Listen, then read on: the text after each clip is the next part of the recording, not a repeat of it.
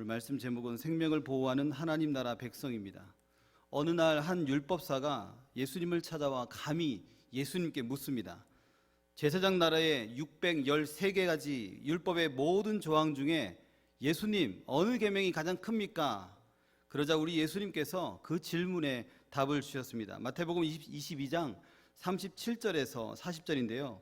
예수께서 이르시되 내 마음을 다하고 목숨을 다하고 뜻을 다하여 주 너의 하나님을 사랑하라 하셨으니 이것이 크고 첫째 되는 계명이요 둘째도 그와 같으니 내 이웃을 내 자신같이 사랑하라 하셨으니 이 두 계명이 온 율법과 선지자의 강령이니라 하고 말씀하셨습니다.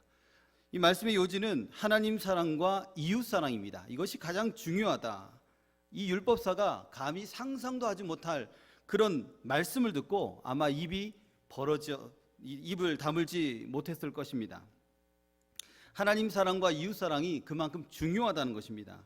근본의 태풍으로 인명피해가 있었습니다. 그 가운데 오늘 신문에 보니까 경주의 한 시민이 자신의 구형 갤로퍼를 타고 동네 주변을 순찰했다고 합니다. 혹시라도 누군가가 나의 도움을 필요하면 도와주고 싶어서 그런 거죠. 그래서 그 결과로 침수된 차 8대를 구조하고 차 안에서 어쩔 줄 몰라 하는 이 안절부절을 하는 그런 사람도 건져냈다라는 이야기를 들었습니다. 그래서 경주의 아쿠아맨이라고 이렇게 이야기가 이렇게 나왔거든요. 생명을 살리는 일은 누가 하든지 간에 위대한 일입니다. 이웃 사랑의 실천입니다. 하나님께서는 이와 같이 우리 모두가 이웃 사랑을 실천하기를 바라십니다. 오늘 말씀을 통해 생명을 보호하는 하나님의 백성은 이웃을 어떻게 사랑하는가 한번 살펴보고자 합니다. 첫 번째로 하나님의 백성, 생명을 보호하는 하나님의 백성은 생명을 그냥 죽인다, 살린다 이런 개념이 아니라 생명을 보존하는 일에 힘을 쓴다라는 것입니다. 오늘 6번째 계명 잘 알고 있습니다. 살인하지 말라. 그러면 죽이지만 않으면 되는 겁니까? 질문 던질 수 있죠. 팔다리는 끊어도 됩니까? 생명만 살리시면 되는 겁니까? 아니라는 거죠. 하나님은 살인하지 말라라는 의미는 생명을 보존하라라는 의미입니다. 창세기 1장 26절에 말씀합니다. 바다의 물고기와 하늘의 새와 가축과 온 땅의 기른 모든 것을 다스리게 하자 하시고, 또 28절에는 바다의 물고기와 하늘의 새와 땅에 움직이는 모든 생물을 다스리라 하시니라. 아멘. 다스리라라고 하셨죠. 다스리라라는 표현 속에는 이런 의미가 있습니다. 신경을 써서 보살펴라 이런 의미가 있습니다. 하나님께서 아담과 하와에게 에덴 동산을 주셨습니다. 그리고 잘 살피고 보존하라 또는 신경 써서 보살피라고 하셨습니다. 그래서 우리는 하나님이 주신 생명을 신경 써서 보살필 의무가 있습니다. 그래서 살인 금지를 뛰어넘어서 잘 살피고 보존하는 것까지 우리가 해야 될 것입니다. 보살피고 보존하는 것이 쉽습니까? 생명을 보살피고 보존하는 건 쉽습니까? 어렵습니다. 쉽지 않습니다. 가장 어려운 문제는 왜 어렵냐면 마음 때문이다. 마음. 우리의 마음이 허락하지 않습니다. 살인은 마음에서 시작됩니다. 형제에 대한 분노, 그 분노가 결국은 사람을 해하기까지 합니다. 마태복음 5장 21절에서 22절 우리 함께 읽겠습니다.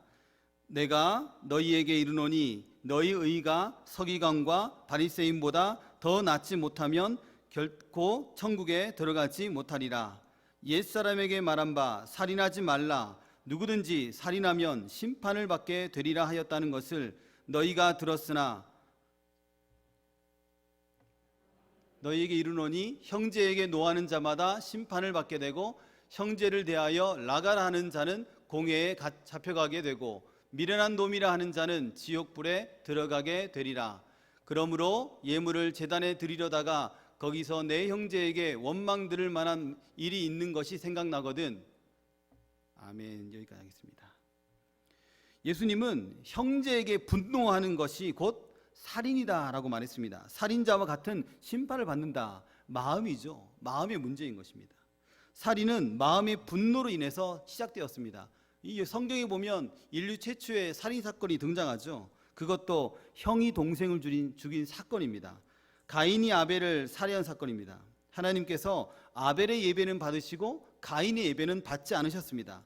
그로 인해서 이 가인의 마음이 분노가 넘치는 거죠. 창세기 4장 5절에 가인과 그의 예물은 받지 아니하신지라 가인이 몹시 분하여 안색이 변하니, 안식이 완전히 변한 겁니다. 분노가 차오른 겁니다. 가인이 이렇게 분노를 표출한 이유는 다름 아닌 하나님, 내가 주는데 왜 안 받으십니까? 왜 안 받으신 거예요? 하면서 따지는 겁니다.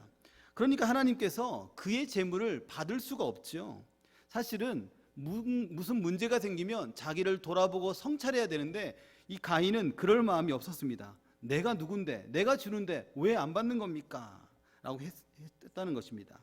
그렇다면 이러한 마음의 분노, 마음에서 분노가 나오는데 이런 분노의 마음을 어떻게 해결할까? 어떻게 해결할까? 미움, 분노 이런 것들을 묵상하지 않아야 됩니다. 대부분 내게 했던 말들, 내게 상처를 주었던 말들을 곱씹고 또 씹고 또 씹어서 밤새내 그것을 묵상하거든요. 미움, 분노를 묵상하지 않고 하나님의 사랑을 묵상해야 가능하다라는 것입니다. 성경은 한 생명이 천하보다 귀하다라고 말씀했습니다. 그 말씀을 우리의 마음속에 새겨야 됩니다. 우리 옆에 있는 이 성도님들, 저와 대면하고 있는 성도님들이 모두가 다 존귀한 사람들입니다. 사랑받기 합당한 사람입니다. 그래서 한 걸음 더 나아가서 미운 사람도 있죠. 미운 사람, 용서가 안 되는 사람, 그 사람들 또한 우리가 사랑해야 됩니다. 옆에 있는 분도 사랑하고 용서하기 힘든 분들도 그리스도의 사랑으로 보듬어야 됩니다. 미운 사람을 용서하고 사랑하는 것 매우 힘듭니다. 내 힘으로 안 됩니다. 해봤지 않습니까? 모두가 용서가 안 되는 사람들, 나의 원수 같은 사람들 내 힘으로 용서하고자 했더니 용서가 됩니까? 잘 안 되거든요. 아마 죽을 때까지 그 사람의 이름이 생각나고 죽을 때까지 그 사건들이 생각납니다. 매 순간 하나님 앞에 서 있음을 우리가 생각해야 됩니다. 그리고 하나님께서 죄로 인해 원수되었던 우리를 하나님께서 친히 그의 아들 예수 그리스도를 통하여서 우리를 자녀 삼으신 사건을 우리는 생각하고 묵상해야 됩니다. 미움을 묵상하면 손해 본 것만 생각나죠. 미움을 묵상하면 상처받은 것만 생각납니다. 당장이라도 쫓아가 가지고 따지고 싶습니다. 그러므로 이 또한 하나님께 맡기는 훈련을 지속적으로 해야 됩니다. 살아가는 우리 연영교회 모든 성도님 여러분, 우리는 완전히 부패한 존재였습니다. 그럼에도 하나님께서 나를 사랑하셔서 나를 구별해서 나를 자녀 삼아 주셨다는 것, 온 세상 속 그 많고 많은 사람들 중에 나를 구별해 가지고 하나님께서 사랑하시는 것, 그것이 정말 큰 은혜입니다. 우리가 잘 알고 있는 아브라함, 믿음의 조상이라 그러지 않습니까? 아브라함, 모세, 여호수아, 바울, 베드로 다 위대한 인물이긴 하지만 그분들이 구원받고 그분들이 택함받은 것은 그분들의 마음이 이 마음밭이 좋아서 사회에 많은 공헌을 해서 하나님께서 그들을 택한 게 아니죠. 그들은 아무 공로가 없습니다. 하나님의 주권적인 선택으로 그들을 선택한 것입니다. 여기 앉아 계신 모든 분들도 하나님께서 보시기에 아름다워서 선택한 게 아니죠. 좋은 일을 많이 하고 선한 행위를 많이 해서 여기에 다 구원받은 백성으로 모이게 하신 것이 아니라는 것이죠. 우리는 아무 공로 없으나 오직 우리 주님의 주권적인 선택의 은혜 안에서 이렇게 구원받은 백성으로 살아가고 있는 것입니다. 아무 공로 없는 우리 인생에 찾아오셔서 우리를 거룩한 하나님의 자녀 삼아주신 그 사건이 우리에게는 큰 은혜의 사건이라는 것입니다. 그러므로 그 은혜에 감사하여 하나님의 사랑을 실천하는 것이 마땅하다는 것이죠. 레위기 19장 17절 18절에 너는 형제를 마음으로 미워하지 말며 내 이웃의 피를 흘려 이익을 도모하지 말라. 나는 여호와니라. 너는 내 형제를 마음으로 미워하지 말며 내 이웃을 반드시 견책하라. 그러면 내가 그에 대하여 죄를 담당하지 아니하리라. 미워하지 않으려고 노력하지 말라는 겁니다. 그 노력 의미 없다는 것이죠. 오히려 사랑하려고 힘쓰란 겁니다. 오늘 사랑하기를 우리는 결단해야 됩니다. 그리고 우리 예수님은 사랑하라고 명령하셨습니다. 주님의 명령에 결단하고 순종하여 복된 인생을 살아가는 저와 여러분들이 되기를 소망합니다. 두 번째는 첫 번째가 살인하지 말라였다면 두 번째는 이제는 이 가늠하지 말라, 부담되는 부분입니다. 부담되는 부분. 하나님께 속한 우리의 몸이죠. 우리의 몸은 내 몸이 아닙니다.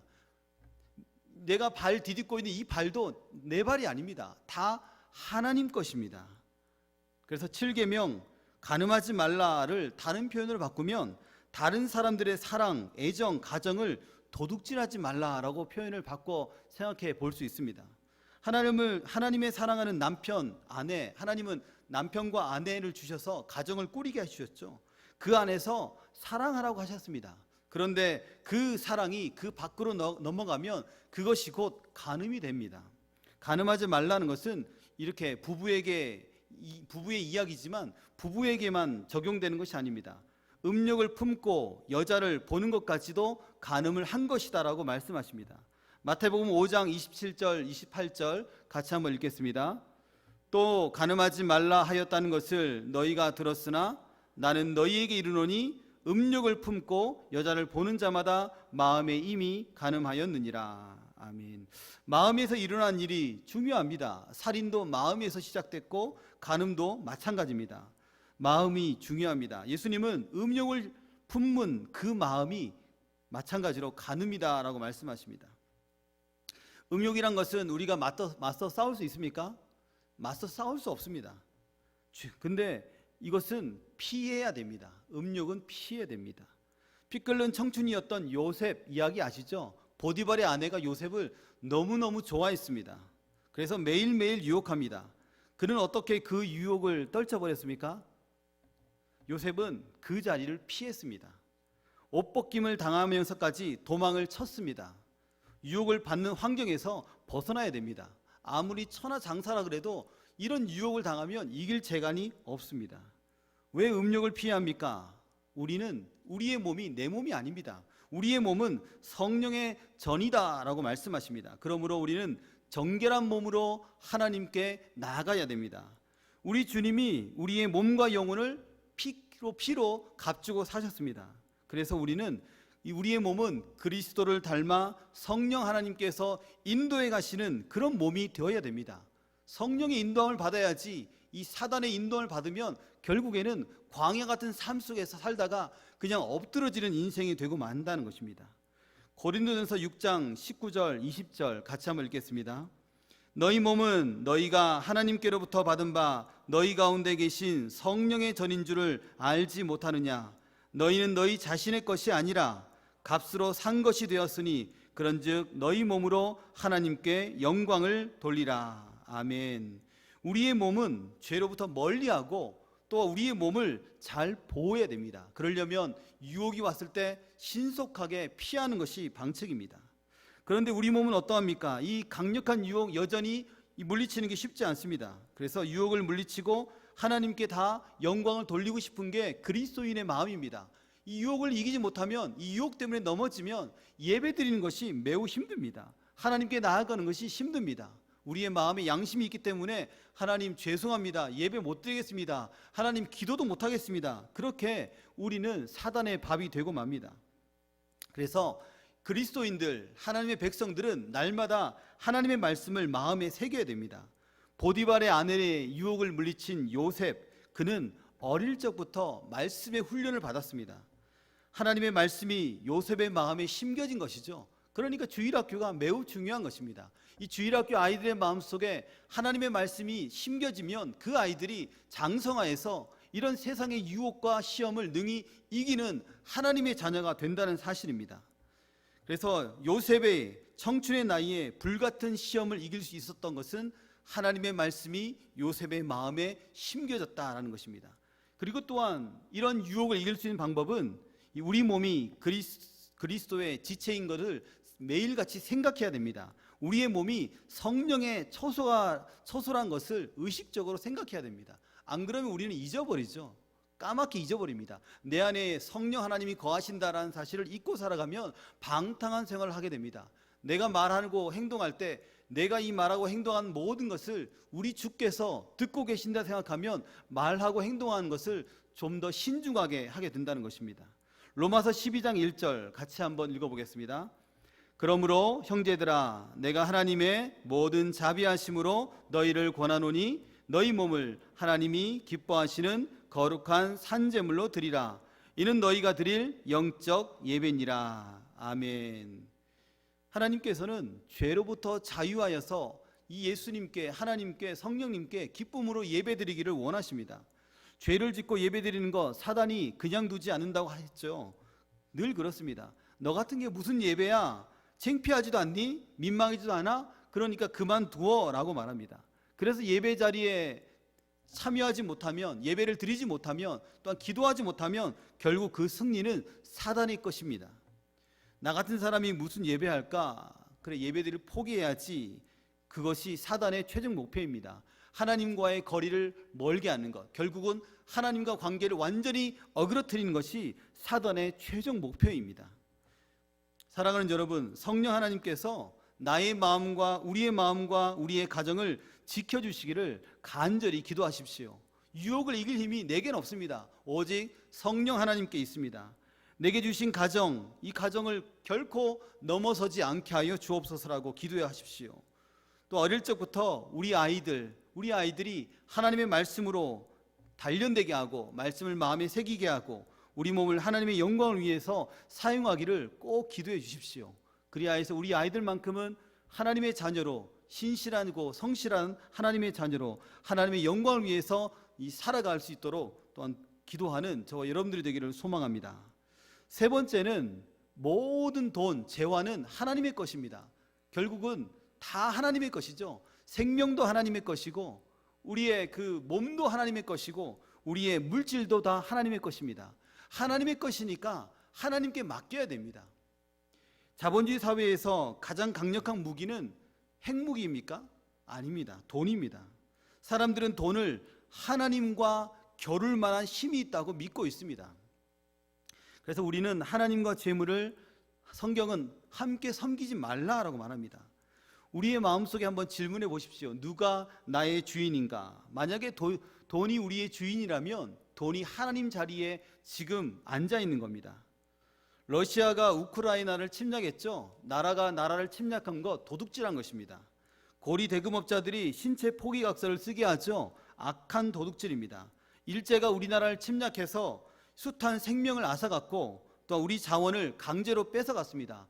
이것 또한 도둑질입니다. 학교에서 다른 친구들의 답안지를 보고 컨닝하는 것, 이 또한 도둑질입니다. 너무 많은 것들이 있습니다. 어떻게 하면 도둑질을 하지 않고 살 수 있을까? 그것은 하나님께서 모든 것의 주인이심을 인정하는 것입니다. 생명도, 우리의 몸도, 우리의 가정도, 또한 우리의 모든 물질도 주님 것입니다 라는 것을 고백해야 됩니다. 우리는 다 생각합니다. 내가 소유한 지금 이 물질, 내 통장에 쌓여있는 이 많은 돈들, 내가 갖고 있는 부동산, 이것들이 내가 땀 흘려 내가 번 돈이야 라고 생각하고 있습니다. 신명기 8장 17절에 그러나 내가 마음에 이르기를 내 능력과 내 손의 힘으로 내가 이 재물을 얻었다 말할 것이라. 우리의 노력과 힘으로 재물을 얻었다고 하지 말라고 말씀하고 있습니다. 하나님은 내가 너희에게 능력을 주어가지고 재물을 주었어 라고 말하는데 사람들은 아닙니다 하나님, 내가 땀 흘려 벌어서 번 돈입니다 라고 말한다는 것이죠. 그러므로 우리는 하나님 나라의 백성들은 시간도, 건강도, 직장도, 사업도, 우리의 자녀도 다 하나님께서 우리에게 주신 것입니다 라고 인정하고 고백해야 됩니다. 11조의 10분의 1만이 아니라 우리 모두는 생각합니다. 열의 열은 다 하나님 것입니다. 그러므로 생각해야 됩니다. 9은 하나님이 기뻐하시지 않는 장소, 방법에 결코 사용하지 않아야 됩니다. 하나님이 기뻐하시는 방법대로 9도 사용해야 된다는 것이죠. 그래서 건강도, 물질도, 은사도 모두 내 것처럼 사용하는 것은 도둑질하는 것이다 라는 것입니다. 우리는 어떤 것도 내 것처럼 여기며 사용하면 안 된다는 것이죠. 다윗은 하나님을 위한 성전을 건축하고자 많은 재물과 또한 건축 재료를 모아두었습니다. 그는 내가 뼈 빠지게 일해서 이것을 만들었습니다, 벌었습니다 라고 말하지 않았습니다. 하나님께서 내게 주신 그것을 그대로 하나님께 드릴 뿐입니다 라고 말했습니다. 그런데 이 고백을 하나님이 매우 기뻐하십니다. 다윗의 고백처럼 우리가 가진 모든 것은 하나님께로부터 온 것입니다. 그러므로 8계명은 우리의 모든 소유권이 하나님께 있음을 인정해야 됩니다. 사실은 6, 7, 8 동일합니다. 하나님께 주신 것을 어떻게 그러면 우리는 사용해야 할까? 우리가 가진 것을 하나님의 영광을 위해서 사용해야 됩니다. 그럼 어떤 것이 하나님의 영광을 위해서 사용하는 것일까 질문한다면, 우리의 도움이 필요한 사람에게 아낌없이 우리의 것을 내어주는 것, 그것이 하나님의 영광을 위해서 사용하는 것입니다. 예수님을 만난 삭개오 아시죠? 삭개오가 예수를 만났습니다. 예수님이 내 집에 오늘 구원이 임하였느니라 말씀하십니다. 그러니까 삭개오가 말합니다. 가난한 자에게 내 재산의 절반을 나누어 주겠습니다. 그리고 하는 말이, 내가 누구에게 토색한 것이 있으면 4배로 갚겠습니다. 이런 말을 합니다. 삭개오의 말의 뜻은 내가 한 행동에 책임을 지겠습니다. 또한 내가 갖고 있는 것을 내 이웃과 나누겠습니다 라는 뜻입니다. 주를 만난 사람은 이와 같이 내 것을 나누는 삶이 됩니다. 책임 있는 삶을 살게 됩니다. 물이 고이면 썩죠. 그리고 물질도 마찬가지입니다. 그래서 물질을 흘려내보내면 하나님께서, 모든 물질의 주인이신 하나님께서 이 물질 또한 더욱 많은 것들로 우리에게 흘러보내주신다는 것입니다. 우리는 그것을 받고, 하나님께서 또 나에게 하나님께서 물질을 채워주셨구나 하면서 또 이웃에게 나누면 되는 것입니다. 우리는 하나님의 것을 나누는 사람들입니다. 사랑하는 여러분, 돈이 막강한 힘을 가진 건 누구나 다 알고 있습니다. 돈의 위력은 다 압니다. 그러나 우리는 하나님의 자녀이기에 돈을 하나님의 자리에 결코 앉게 앉지 않아야 됩니다. 우리의 왕, 우리의 주인은 오직 하나님 한 분이십니다. 결론을 맺겠습니다. 우리가 생각했던 우리 것이라 생각했던 생명, 몸, 물질이 모두 우리의 왕 되신 주님의 것입니다. 그러므로 주님의 것을 내 것이라고 주장했다면, 또한 나의 고집을 내려놓고 하나님께서 주신 선물임을 인정하고 하나님의 뜻대로 사용하기를 결단하기를 바랍니다. 하나님 나라 백성은 생명을 아끼고 보존하고, 또 내 몸을 하나님의 영광을 위해서 사용합니다. 그리고 재물을 하나님과 이웃을 위해서 흘러보냅니다. 하나님 나라 백성으로 모든 것이 왕 대신 주님의 것임을 고백하고 주님께 주시는 은혜를 누리는 저와 여러분들이 되기를 소망합니다.